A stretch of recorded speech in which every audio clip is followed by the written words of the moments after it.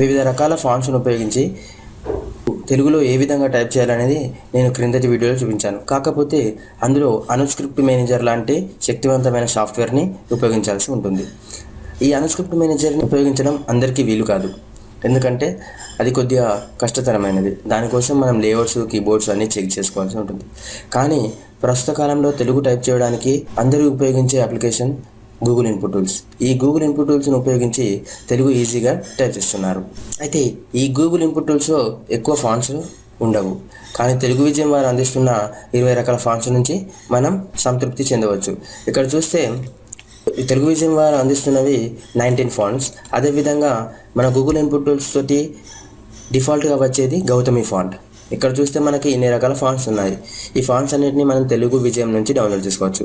వీటిని ఇన్స్టాల్ చేయడానికి Windows XP operating system use చేస్తున్న వారు రన్ కమాండ్ ఓపెన్ చేసి అందులో ఫాంట్స్ అని టైప్ చేసి ఎంటర్ ప్రెస్ చేయగానే మనకి ఫాంట్స్ విండో వస్తుంది, అక్కడ పేస్ట్ చేయాలి.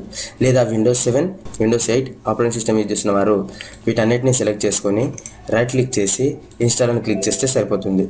ఫాంట్స్ అనేవి ఇన్స్టాల్ అవుతాయి. ఓకే, ఫాంట్స్ ఇన్స్టాల్ అయ్యాయి.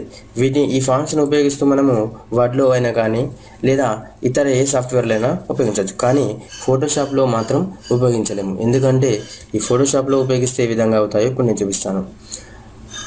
ఫోటోషాప్ 7.0లో ఈ గూగుల్ ఇన్పుట్ టూల్స్ను ఉపయోగించి రాయలేము. ఒకవేళ రాస్తే అవి క్వశ్చన్ మార్కులు కానీ లేదా బాక్సెస్ కానీ వస్తాయి. కానీ లేటెస్ట్ వర్షన్ CS6 లేదా CC 14.0లో చేయగలుగుతాము. కానీ అక్షరాలు అనేవి విడిపోతాయి. అవి ఏ విధంగా విడిపోతాయో ఇప్పుడు నేను చూపిస్తాను. ఇక్కడ నేను న్యూ డాక్యుమెంట్ తీసుకుంటున్నాను ఫోటోషాప్లో. ఓకే,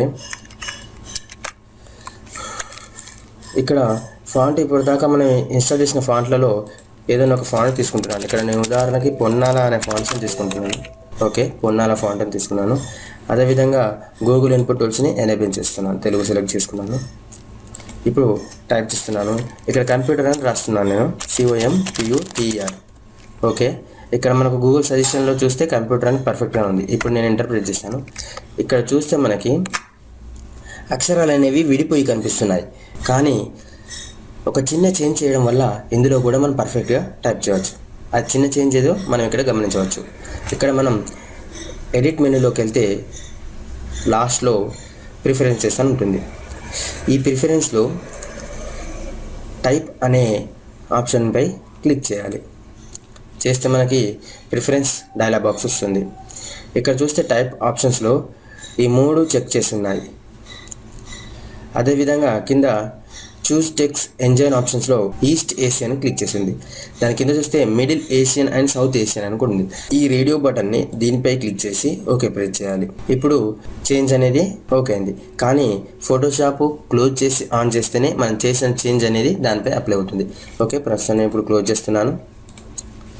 ఓకే, మళ్ళీ ఫోటోషాప్ ఓపెన్ చేస్తున్నాను.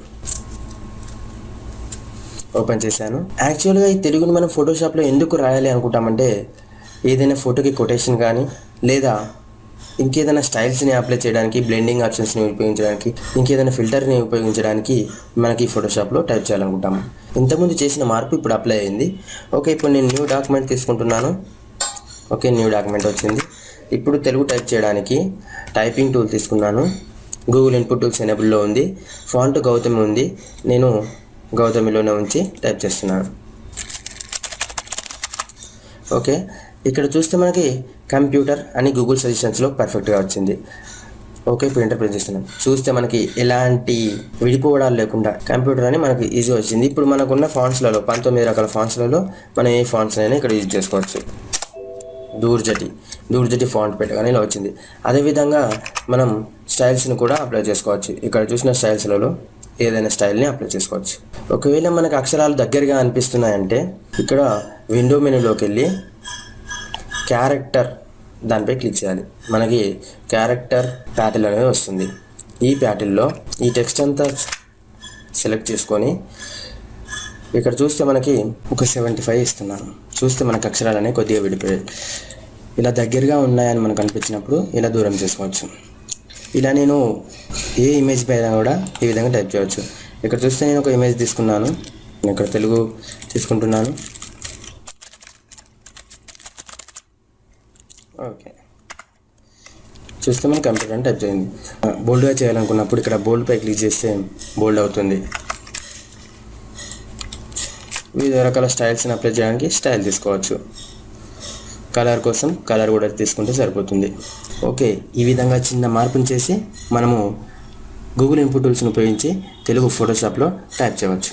Thank you friends. అదేవిధంగా మరిన్ని టెక్నికల్ వీడియోస్ కోసం నా ఈ యూట్యూబ్ ఛానల్ని సబ్స్క్రైబ్ చేసుకోండి. Thank you.